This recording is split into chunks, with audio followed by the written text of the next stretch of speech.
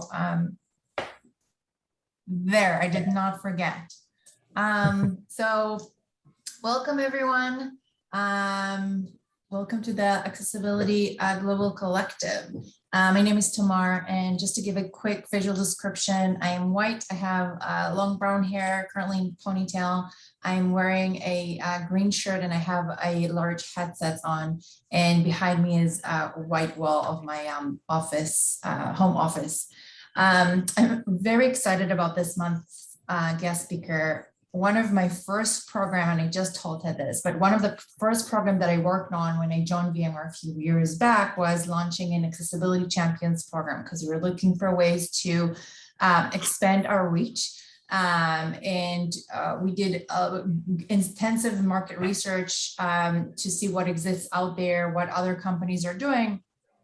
And we found really great content from Ted and his team and their work on Intuit. And it was just a wonderful resources for us to get started. And so I'm thrilled to have him now today to talk about, okay, some of the lessons learned and some of the resources that maybe we continue to learn and grow and learn from as we continue our program and develop our program further. Before I pass it on to Ted to introduce himself, just a few housekeeping. We have Karen, our wonderful captioner, with us today. Captions are available during this presentation, and you can turn them on by clicking on the CC button at the bottom of the screen. And you can change size and font and color or place if it bothers your view on the screen. You can use the chat for any comments or questions. I'm going to monitor this and Ted will have some time to answer any questions that you have. So it's more of the conversation. This event is recorded and it would be shared at the end. I think that's it on my end. Ted, I'll pass it on to you, and I'm going to close my video so it'll be easier for people to follow. Thank you.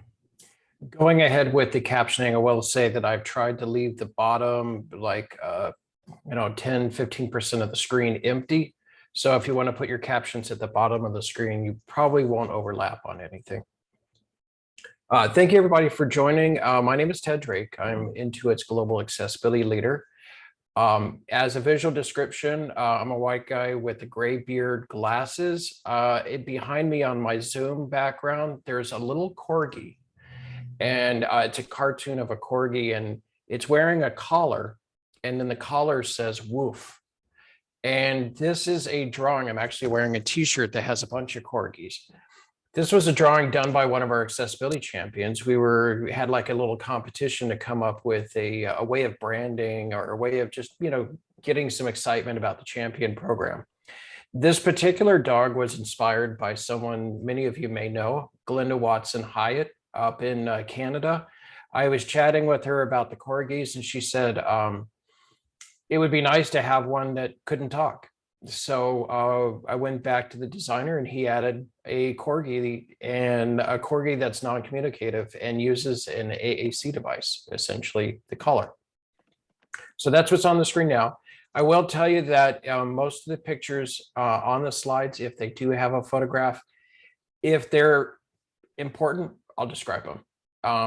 I may have some that are not important, and I may not describe them, but if I don't describe them, they're not important. So I want to start off. I am currently,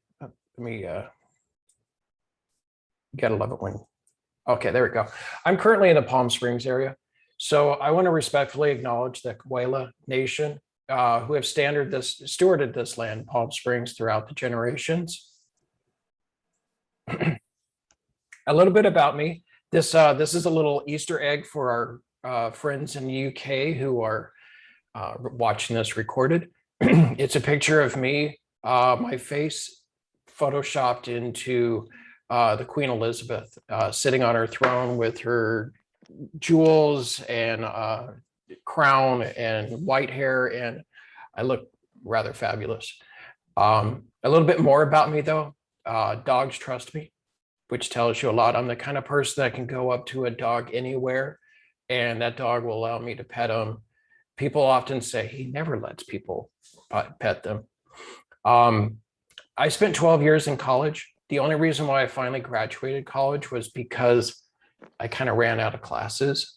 So I studied everything from physics and statistics and genetics. I finally got my degree in fine art, but I never studied computer science. That was one course that I never took in college. But I've been working for 20 plus years in accessibility. I am fascinated and I love standards. I'm one of those kind of strange people that really, really, really love standards. So I got into accessibility because I was the website manager for a museum. And as a museum, we had to be accessible. So that's when I first learned about accessibility. But this was at the same time that we started shifting over to standards-based web development. This was the same time when I started reading, the W3C web standards, and then WAY ARIA and WCAG. All of this was coming around about 20 years ago. As an early adopter of standards-based web development, I got a call from Yahoo. And so I joined Yahoo. I worked on Yahoo Finance, Yahoo Tech, Yahoo Search. I was a developer evangelist. I lived in Europe for 2 years, working on Yahoo, European finance and globalization. It was an amazing environment. You couldn't get a job at Yahoo if you didn't know what accessibility was. I mean, that was part of every interview, at least for a front-end engineer. But together we created a community called the Yahoo Accessibility Stakeholders. And this was like an early prototype of the champions. It was a group of people around the company that wanted to push accessibility. So we created some events and we created documentation. This group included Victor Sarin, Todd Klutz, Dirk Ganater, Alan Brightman. So together we were able to officially pull that together into Yahoo's accessibility lab. That was about 12 or 13 years ago. 10 years ago, I moved to Intuit and I became the Intuit accessibility leader.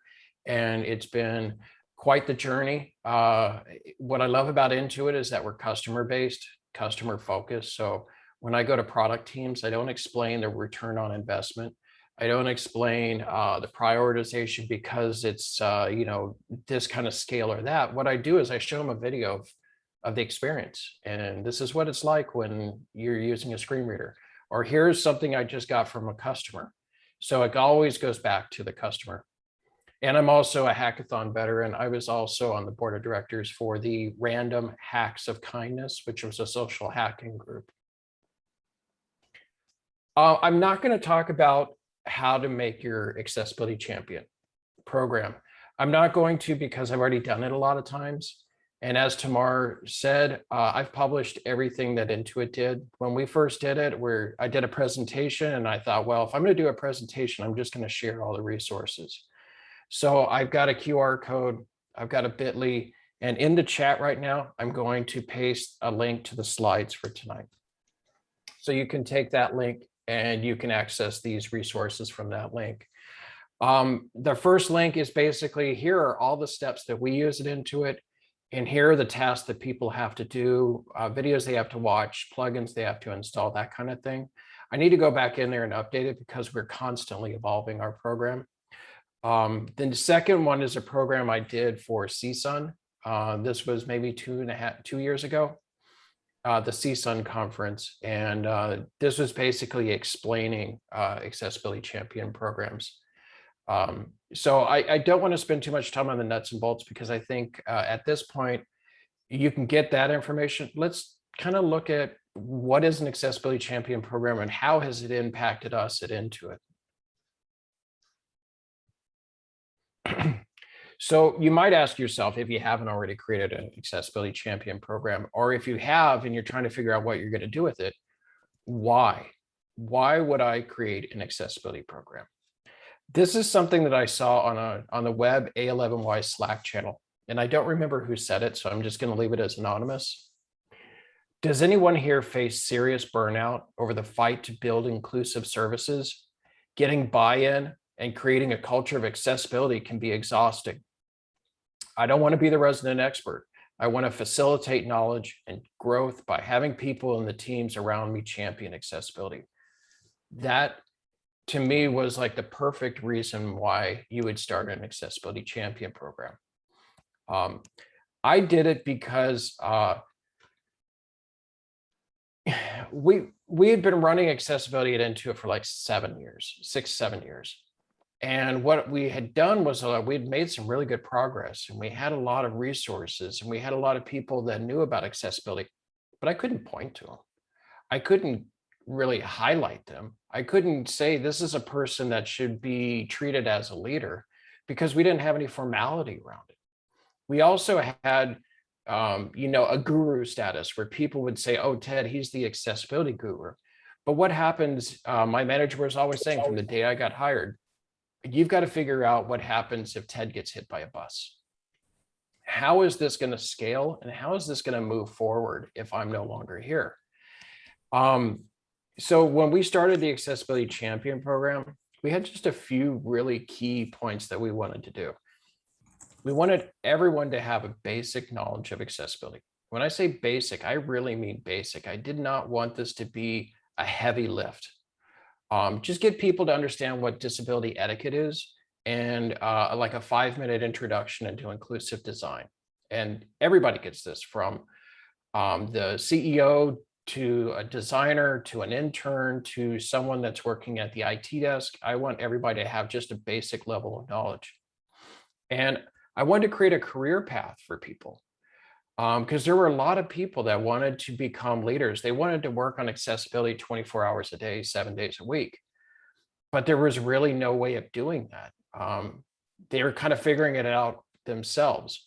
So I wanted to create a ladder so that someone could join accessibility, take the Accessibility Champion program, become a level 1, become a level 2 as they learn more and become more of a leader, and then move to level 3.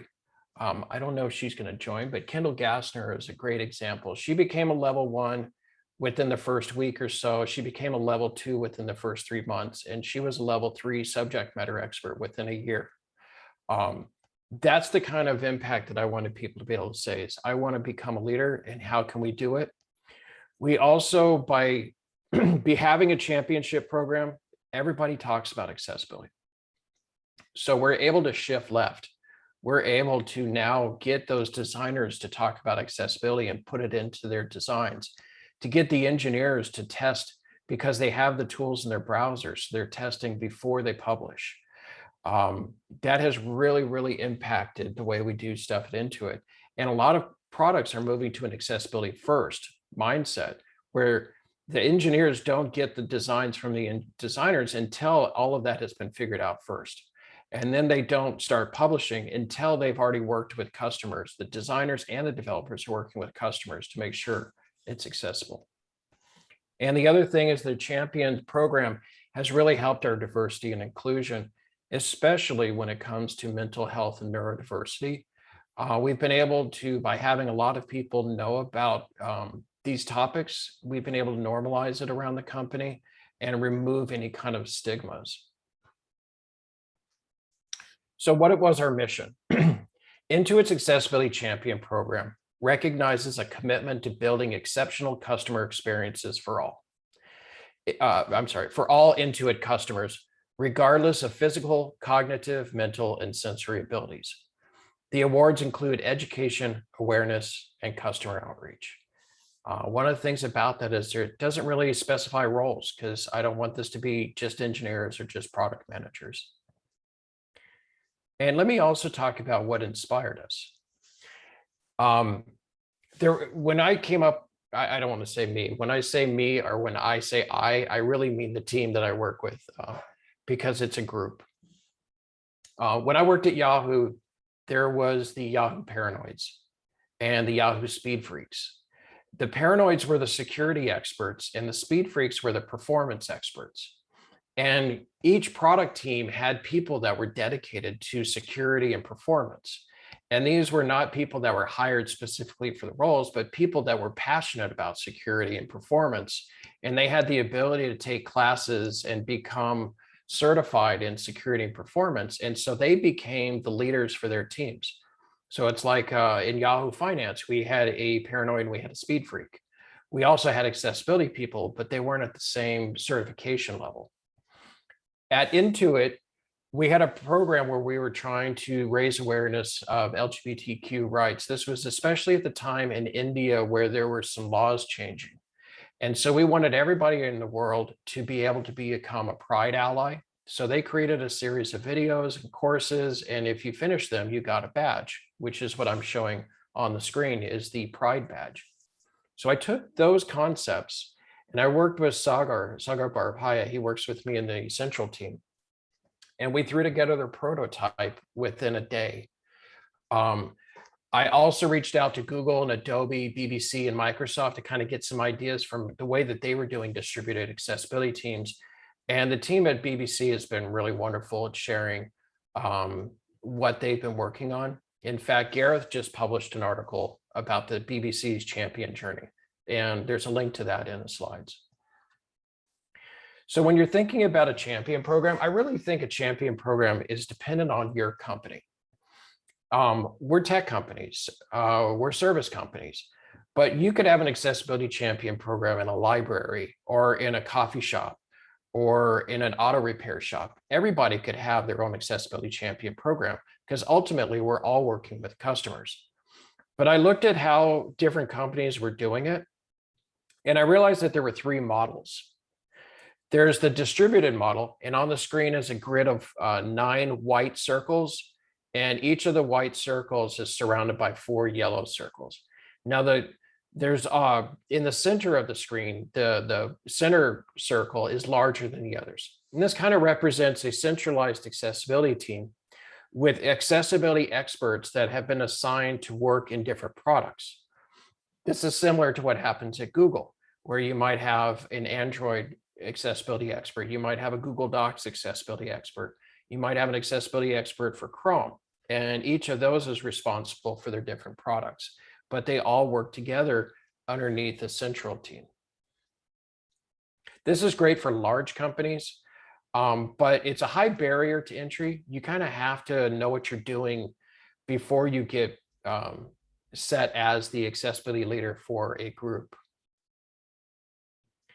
Then you have your accessibility allies. Accessibility allies have a very low entry to enter.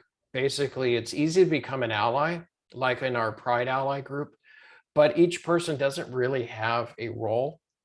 So what they're doing is they're learning about accessibility and they're talking about accessibility, but they're not necessarily leaders of their team. And so what we did was we took the centralized and the ally program. We called what we do is more like a distributed leaders and allies. It's a low barrier to entry. Anybody can become a champion. The investment is 20 minutes to do the basics.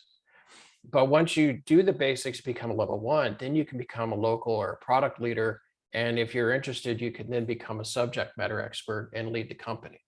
So what we have is a distributed leadership where we have level 2 champions, different products, but we also have a lot of level 1 champions that are surrounding each of our level 2 champions. So a product like TurboTax has about 4 or 5 level 2 champions, and each of them are in charge of different parts of TurboTax. But then TurboTax also has about 150 level 1 champions that are distributed throughout the teams. And we add about 20 to 25 champions a month across the company. So that's giving you an idea as to how the distributed leaders and allies work. And what it does is it really does help the communication. We're able to recognize leaders. We're able to give people that career roadmap.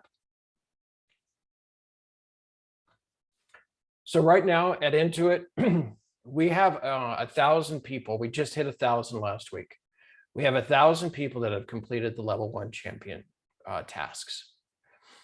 We currently have 18 level 2 champions, and we currently have 4 level 3 champions. And we're adding about 2 level 2 champions each month. Sometimes we'll have like 3 or 4. Right now I have about a half dozen people that are on the verge of becoming a level 2 champion. When they become a level 2, it's not just about completing tasks. It's about working with your manager throughout, setting expectations, because when you become a level 2, we work with your manager and say, this person is now the leader for accessibility in your team. They need 10%, at least 10% of their time to work across the products, not just on their team. So it's always a conversation with managers, with the local team leaders. These level 2 champions and level 3 champions, they're the ones that are driving accessibility across Intuit. That solves the whole Ted as guru, Ted gets hit by a bus, because we now have 24 people, 22 people that could just take on right after me. It's not a problem. We have multiple level 3 champions that are ready to go and lead their own teams. So I can't say enough about our level 2s and level 3 champions. They're amazing. And the work that they did over last year has just been phenomenal. The one thing that we also noticed, this is an interesting thing, our level 2 champions tend to skew on the younger side rather than the more veteran side. And I think that's because as a new college graduate, the Accessibility Champion program, because it has the levels, because there's tasks, people find that it's actually a good way of getting leadership opportunities at a young, because we don't look at how long you've been an engineer. We're looking at how can you be to learn, gain empathy, work with customers.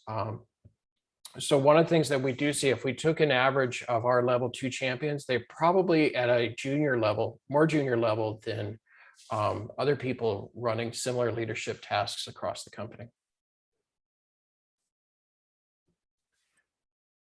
So that's a really good summary of Intuit's Accessibility Champion program, how we do allies, level 2s, level 3s, how we've been able to scale. But I want to talk about how do you actually make your championship program successful? And one of the things I'll talk about this over and over and over, is you got to be flexible. You have to continually evolve. We don't have the same Accessibility Champion program today that we had 3 years ago. In fact, just today, I added new requirements for our level 1 champions. If you're a designer, you now have to install Stark and the annotation kit to your Figma. At the same time, we have removed a couple of the older plugins and we've replaced them with new Chrome plugins because, technology evolves. So it is a continual evolution. You always have to be flexible.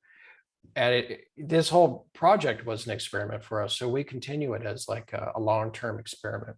But let's look at how you define success, failure, growth, and responsibilities.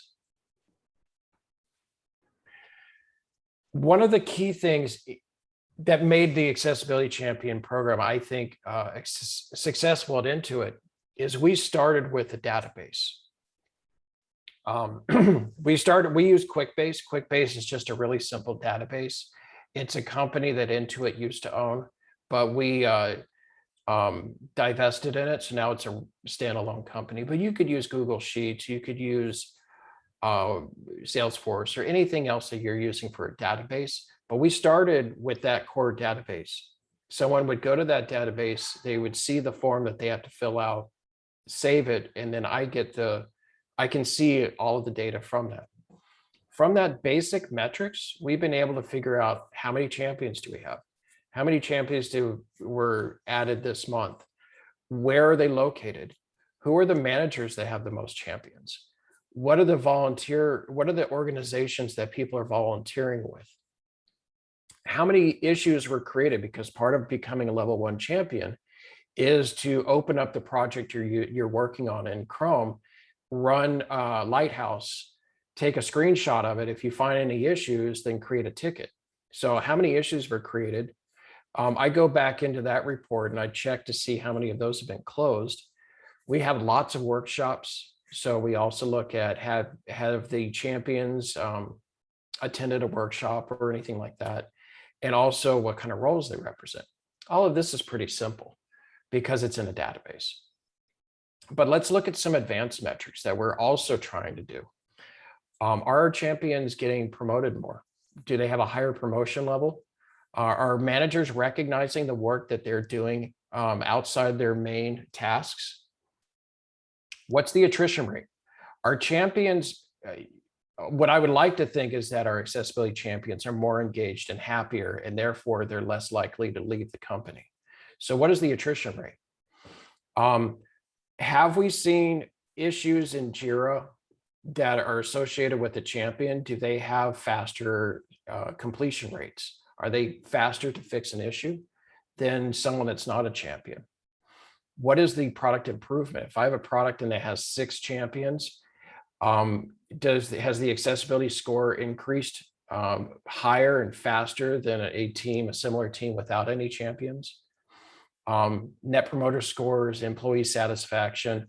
What is the diversity of our champions? Are we increasing diversity? Are the champions publishing? Because one of the things we highly recommend is that people do presentations like this, or they write articles, and the voice of the customer. So when we're reviewing the voice of the customer feedback, is it improving because of the work that the champions are doing? So think about when you're creating your championship program, what can I measure today? What would I like to measure? And if I'd like to measure it, how can I get those values?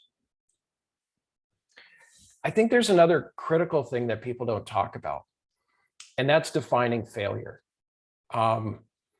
So we created the Accessibility Champion program. Like I said, we created it in like 2 days. We launched it just before an event, and we kind of hoped that we would find 20 to 30 people.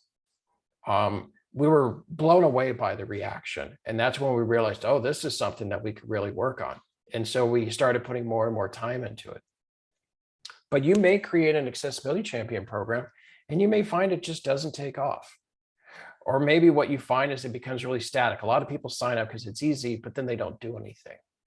Or maybe the person that drove it, or maybe you had an executive sponsor, they leave the company. So thinking in advance, like what's the failure point, allows you to figure out, okay, when we hit this point, this is when we need to start, thinking about how do we evolve the championship program? Do we pivot? Do we change something drastically? Or do we just announce, okay, it's time to sunset this?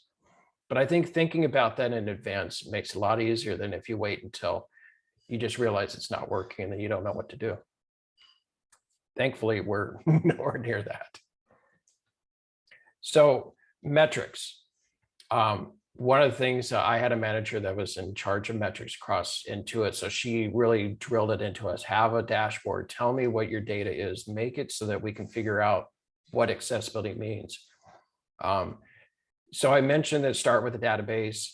Data is data. If you can keep data in something, you can move it around, you can create graphs, but include your success criteria. Be transparent. Don't lock it into something on your desktop. Make it so that anybody in the company can find it. And collaborate with your content designers and your designers so that when you create metrics, that it's actually readable. So let's look at, I haven't shared this before, but I have been doing some metrics, and I thought it'd be interesting to see how our champions compare against all of our employees. So I reached out to our HR team, and I said, hey, I've got this database of 1,000 people that have completed the championship program.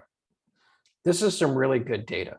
Can you take this data and compare it against the general Intuit population? And let's see if there are any patterns that we can understand.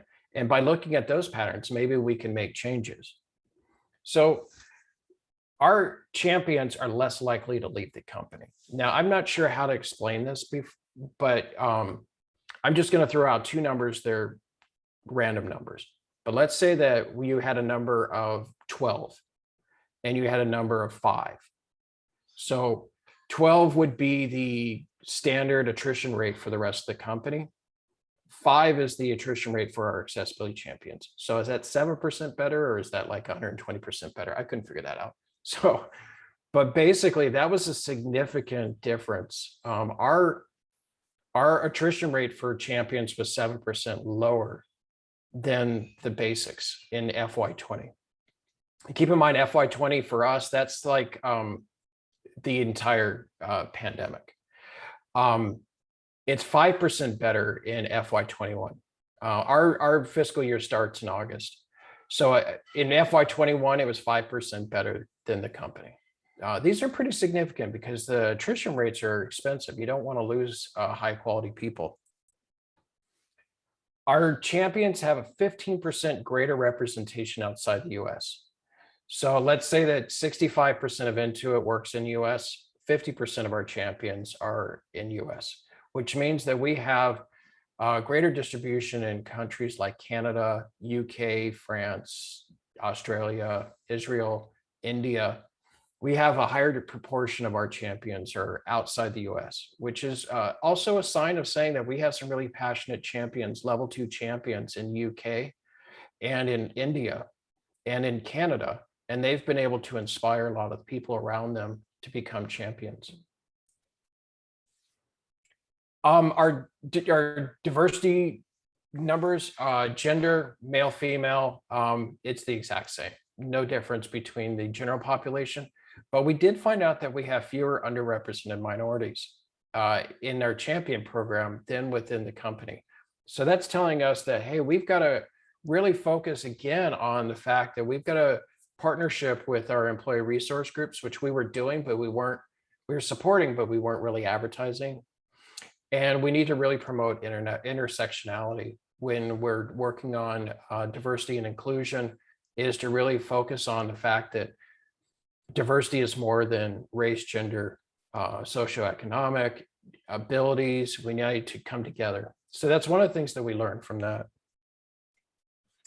Also, I was going through our database today and I counted 369 different roles. Now, a lot of that is because someone says, well, I'm an engineer for this and this and this, so some people gave themselves really specific roles. But I think that what you can see is that this is a broad distribution. It's not like 50% of them are engineers and 50% are designers.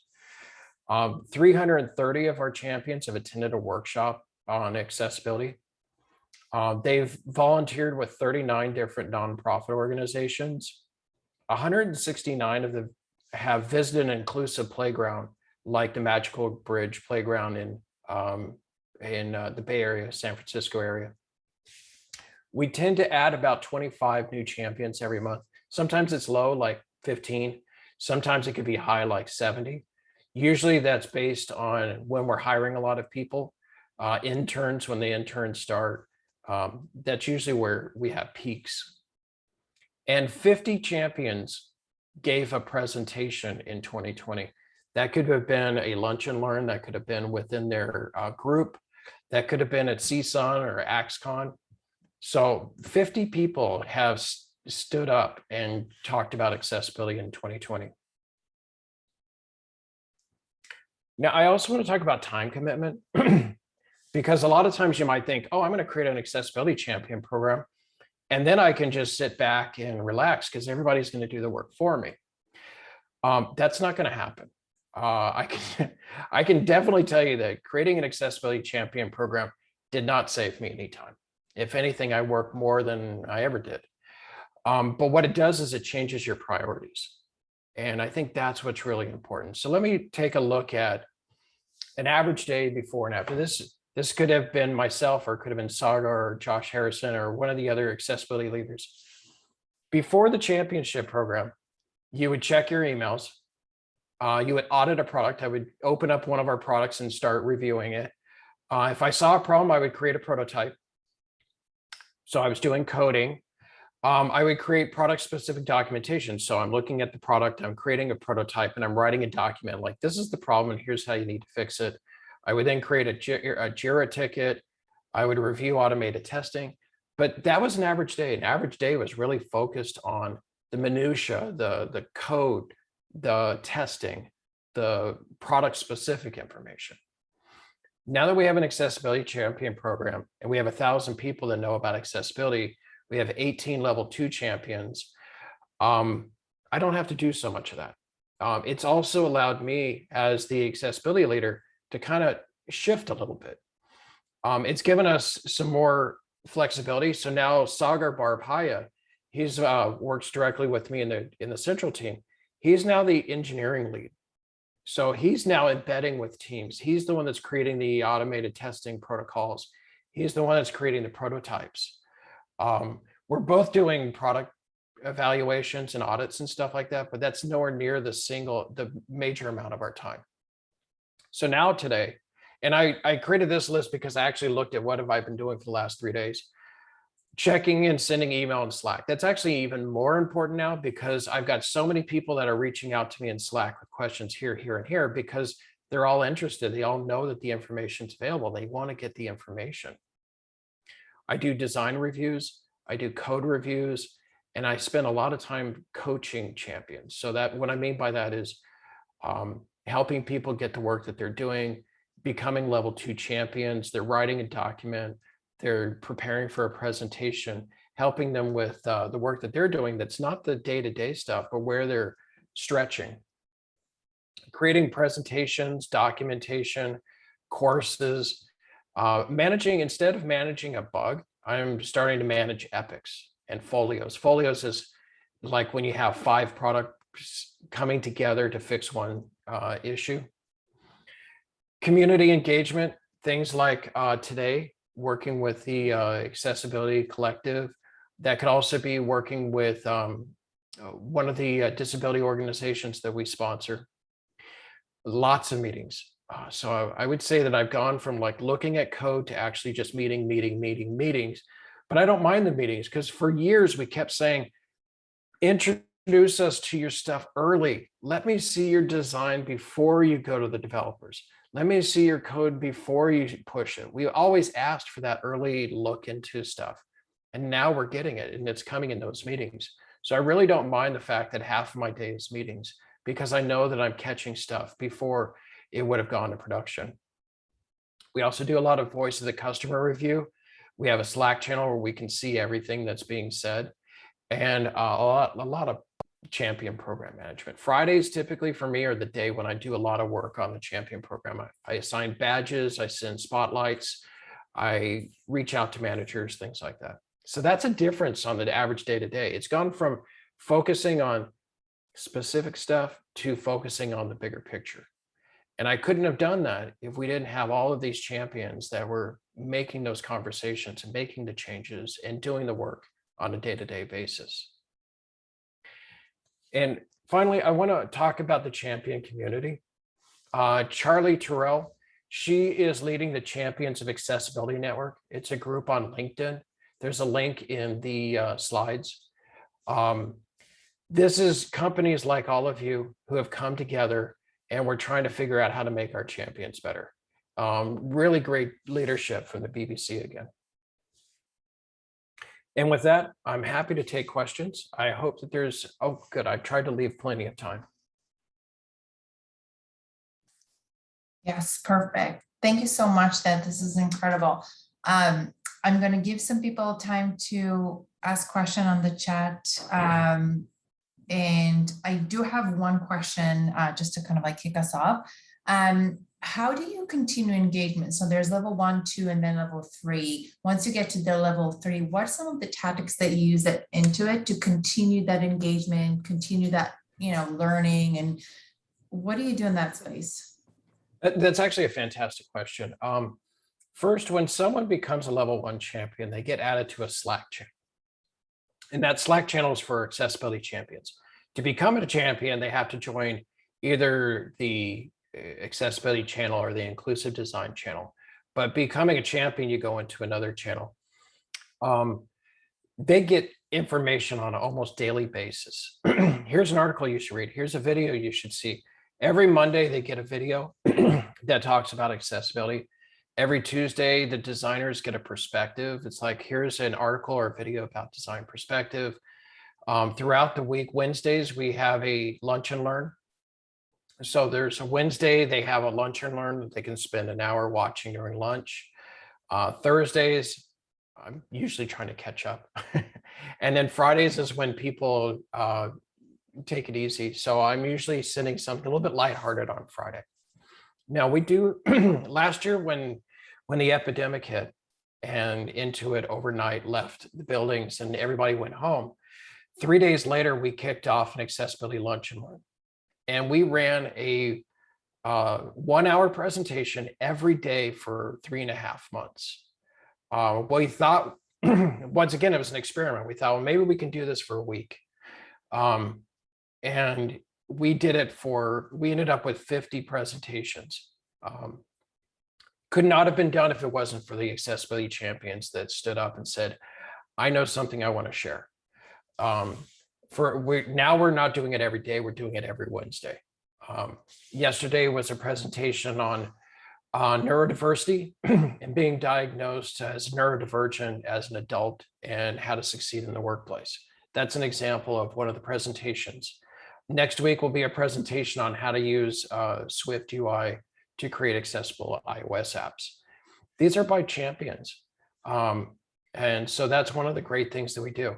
Now for the level 2 and level 3 champions, we meet once a month where everybody's able to share what they're working on. And once a year we get together and we create our 1, 3, 5, and 10-year goals.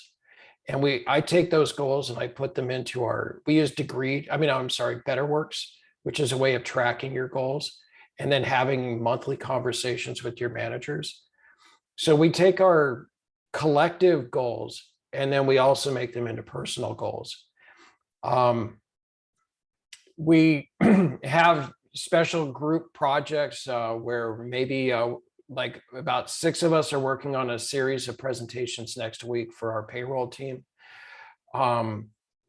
We do group volunteer type activities, things like that. The goal is to constantly keep people learning new stuff, learning about empathy, knowing the greater community of disabilities, what's inclusive design, what's intersectionality.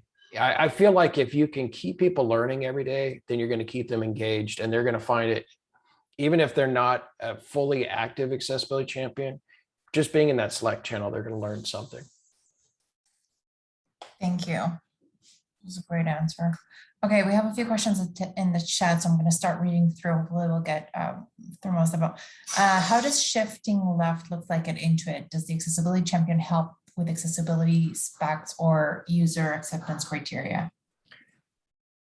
So what does it look like at Intuit? Intuit did a pretty heavy shift left about 3 years ago, where we used to have a large QA team. And we essentially got rid of the QA team. I can't say that I was the biggest fan of that because I think QA is important. But in order to do that, we had to plan on how are we going to facilitate an engineer or designer testing their own stuff. So about 3 years ago, Sagar Barbhaya, he spent about a year working on automation and making it easier for every product, every engineer, every designer to test things themselves locally in the continuous integration in their browser, at the time we were using Sketch, but in Figma. So one of the things about Shift Left is just making sure that everybody has access to the information they need and the tools they need. The other thing about Shift Left is before we had the Accessibility Champion program, it was really hard to describe keyboard accessibility. It was really hard to describe user preferences for reduced motion or something like that. But now there's a common knowledge of this. And so the shift left means that people are thinking about reduced motion. They're thinking about closed captioning. They're thinking about keyboard accessibility from the very earliest stages because they're aware of it. And a lot of times people don't build inaccessible products because they want to. They build inaccessible products because they don't know what's available or what's needed. And so shift left is essentially, let's just get everybody on board.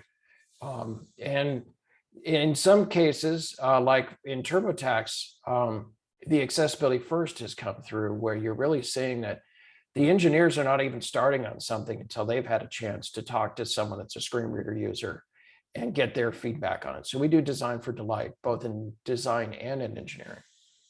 I hope that helps with shift left, but if nothing else, think about how do you get tools into everybody's hand so that they can work on stuff and test things as early as possible. I guess to kind of like continue this conversation about that buy-in, how do you get that executive buy-in to make that program a priority?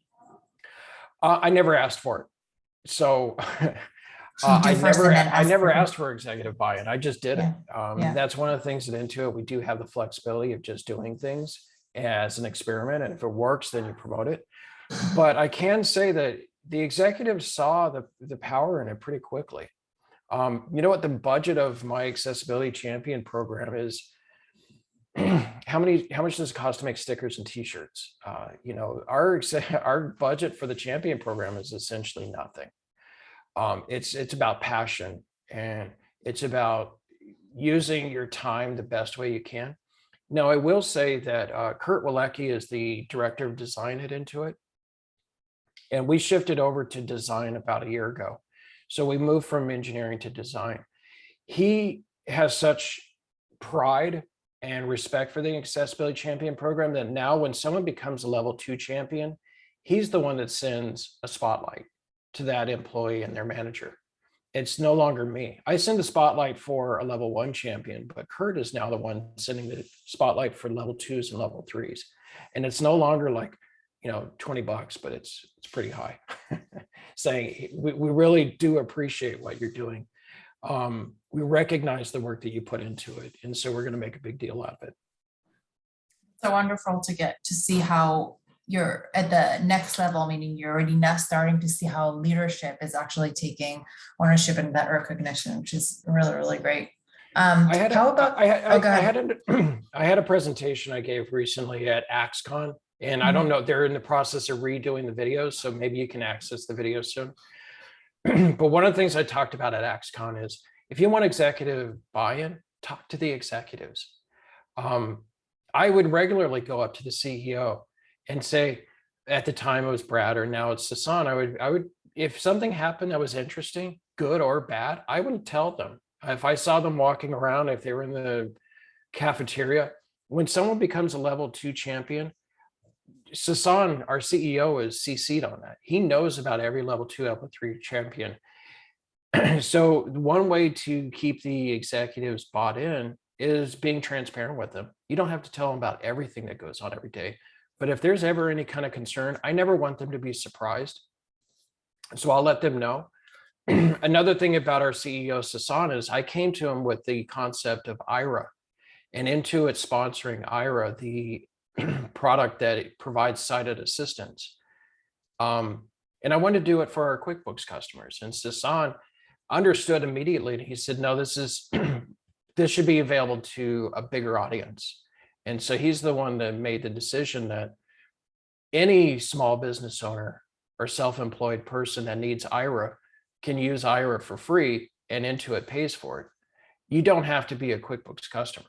It just any small business owner or self-employed individual that's blind. That wouldn't have happened if I had never been open with Sasan before he was a CEO, before he led QuickBooks. So I think that that's another thing is you've got interesting stories to tell. So tell them to your leadership. Yeah, let the leadership know. How about mandating accessibility testing through risk and compliance in comparison with Accessibility Champions program? So I'm still learning risk and compliance. When I think of risk and compliance, I think of industries that are heavily regulated, like banking, hospitals, education, airlines. We're not as highly regulated. So one of the nice things about risk and compliance is that because I'm not focusing so much on the day-to-day minutia, it means that we've been able to work more on the bigger picture items like VPATs, risk and compliance. We're able to do prepare and work proactively instead of reactively. And a lot of that has been because I've had the freedom, some of the extra time available because I'm not working on, product audits every day. But if you want to know more about risk and compliance, I would recommend talking to someone from, Wells Fargo or Bank of America or one of the insurance companies.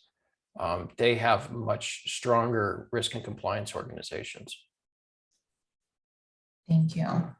I have another question. Intuit is not a small company. What do you recommend for smaller vendors who may not have an infrastructure that Intuit have?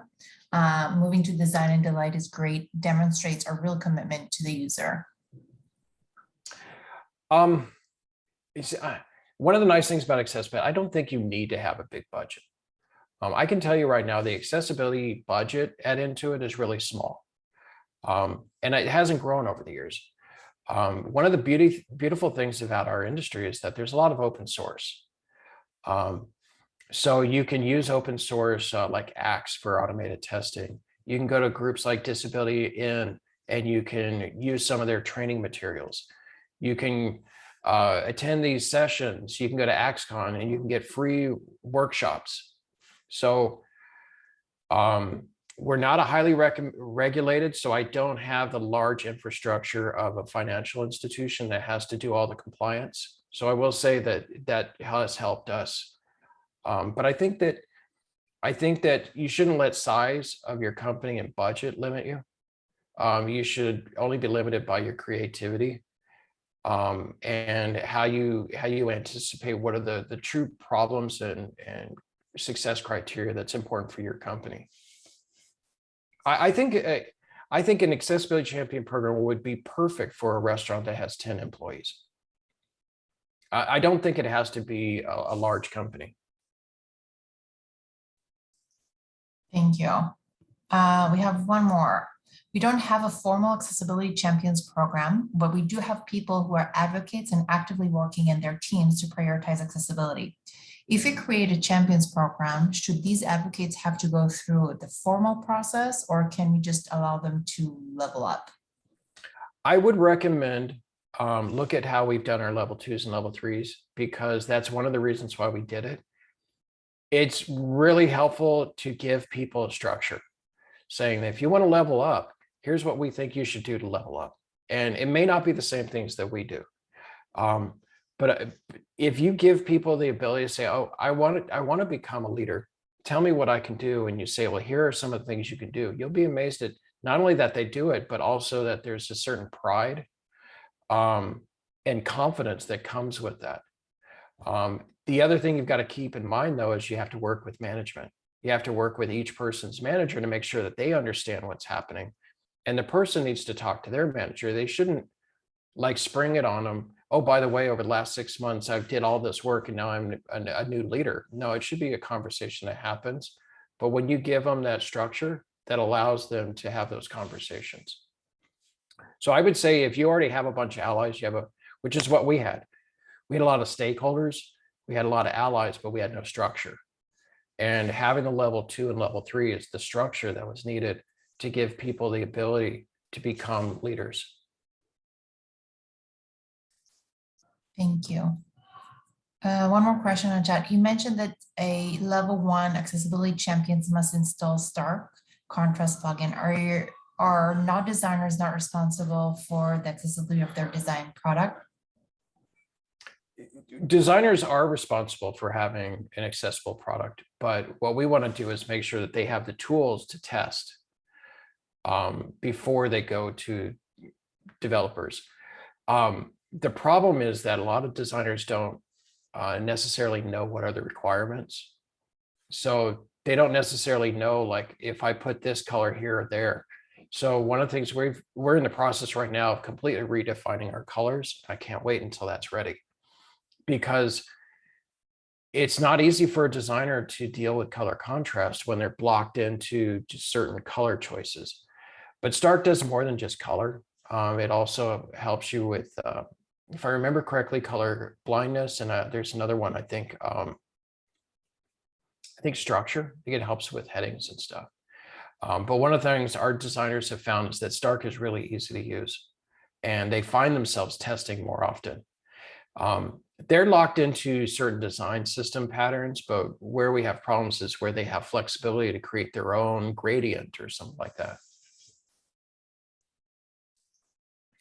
And one more question, Ted, you mentioned earlier the increase when there's new hire orientation or internships. Do you plug in the advocates, the champions program into its new hire, and are they plugged in, or how are you promoting those? What are the process there? So we came up with a really good solution on this. When you have new hiring orientation, people are bombarded with information. And the new hire orientation, they have to really specifically decide what gets shown. And, the day is broken down into very specific time. It's really hard for us to get them to spend 5 minutes talking about accessibility. We were trying to get them to show the disability etiquette video that's shared by the Department of Labor. It's really wonderful. In 3 minutes, you learn so much. But what we ended up getting was every month we get a spreadsheet of everybody that was hired. And so we send an email once a month. On the end of the month, we send an email, or actually at the beginning of the month. So like the first or second of the month, everyone that was hired the previous month, it gets an email with an introduction, a link to the videos, a link to how to become a champion, a link to the accessibility resources. That gives them enough time to get onboarded and situated. And then we hit them at a good time when they're ready to have, to take action on it. Unless, of course, they got hired on the 31st. But that's what we've done. And so at the beginning of the month, we do tend to get a lot of, it's not uncommon for us to have like 15 or 20 champions in the first week. And this is an email that goes out to the entire organization for all new hires that are coming to Intuit, or under the R&D? It's I BCC all new employees for the previous month. So I love how you're being collaborative. That means that that collaboration with HR or marketing or other parts of the organization is into it. It's really cool to hear that it's so strong that there's like a really great recognition and assistant with getting the data or helping find the right people. This is awesome. And it also goes back to being transparent over the last 10 years, always reaching out to people willing to collaborate. So you build up a trust. So when we go to the HR and ask them for, like, can you analyze our champions versus, well, they have a respect for what we've done over the past. And so they're like, yeah, we'll take some time. It wasn't a high priority for them. So they had to wait until they finished, higher priority stuff, which was fine with me. Awesome. So with 1 minute to go, I want to ask you if there is a one thing that you would want us to walk away with today, what would that be? This just a one thing to remember out of the conversation. If you haven't started a champion program, I would say try it. If you're worried about it, try it as an experiment. Say, these are the goals that I want to hit. And if I hit them, then I know it's going to be successful. If it doesn't hit them, then I'll try something else. But there's not much of a downside to being a champion program unless you start it and then you don't maintain it over the next years. So I would say don't be afraid to try. And support it by having lots of information for people so that they can go back and they can find it. And that information could be on other websites. That's wonderful. And with that, we're going to close the session today. And I'm going to thank Ted so much for being with us today and for providing this extremely helpful information. The recording will be posted together with the link to the deck. Ted has a LinkedIn account as well. I'm sure that you can find him there. And thank you so much, Ted. This was extremely helpful. I wrote a lot of notes and I can't wait to show you what we're doing at VMware based on these conversations. I will say that if you created an accessibility champion program based on the documents that we shared earlier, we'd love to know. One of the things is our HR, our brand people would love to be able to say, hey, here's a company that based their champion program on Intuit's. So if you do, feel free to let us know. Will do. Thank you. Thanks, everyone. And I hope to see you again next month. Sorry, where'd you say you were going to post it? We're going to post it on a meetup chat. Got it. We'll be there probably within the next few days. The slides have already been saved, shared on the chat also. Yeah. We'll send it in the meetup. It's in the meetup. That's correct. And we're going to send it again. And just in case, here's it. Is one more time in chat if we missed it. Thank you, everyone. Have a great day or evening. Ted, thank you. We'll talk soon. Thank you. Bye, Bye, everybody. everyone. Bye.